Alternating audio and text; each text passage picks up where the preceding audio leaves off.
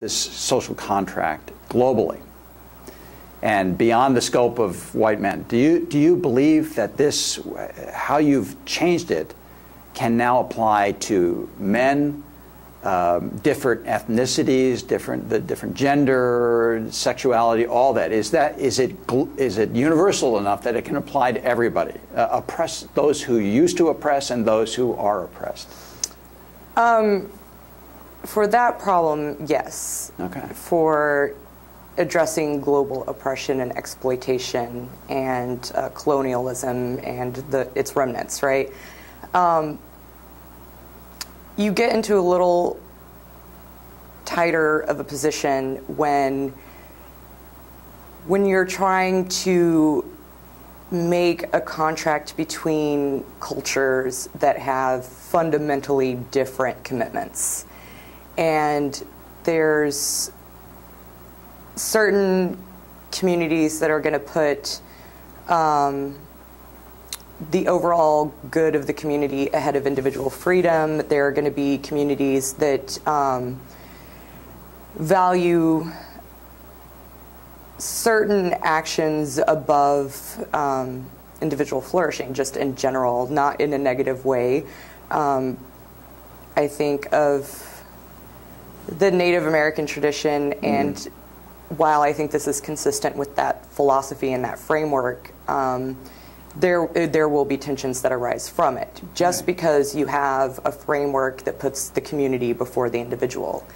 And so this can't satisfy all of those shortcomings. Right. And especially when you get into religion, that's going to make things even tougher. This allows for ways for us to address the needs of pluralism, but I think that there are going to be some substantive conflicts that are not going to be remedied. And I think that's just a fact of a global community. And this framework would say something like, we would have to figure out a way to work around that. Okay.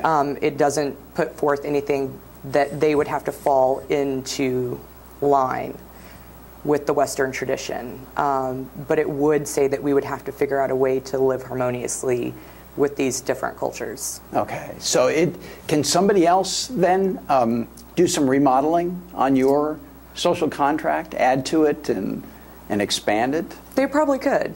Okay. They probably could. I mean, every framework is in need of improvement, right? Nothing's perfect. And that would be the sort of critique that I would welcome a lot. Okay.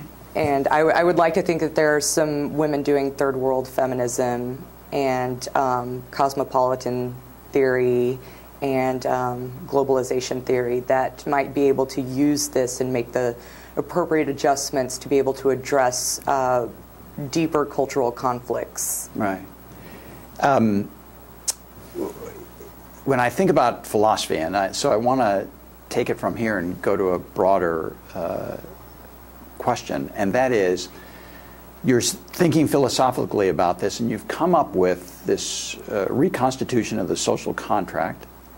How is it that you turn from the cerebral into getting this idea out there and getting people to actually put shoe leather to the idea? Well, I mean, philosophers are rather dependent in that respect on our empirical scientists, and actually even more so on our activists, right? So there are a lot of public activists who are reading work by academics and finding moral answers to their problems, and takes their creativity and ingenuity to implement them and spread the word, as it were. Right. We can do our best to teach our students about the proper sort of values and virtues of justice. But there is that limitation. There's always going to be that limitation on philosophy, right? Because it's sort of a very technical, rigorous, often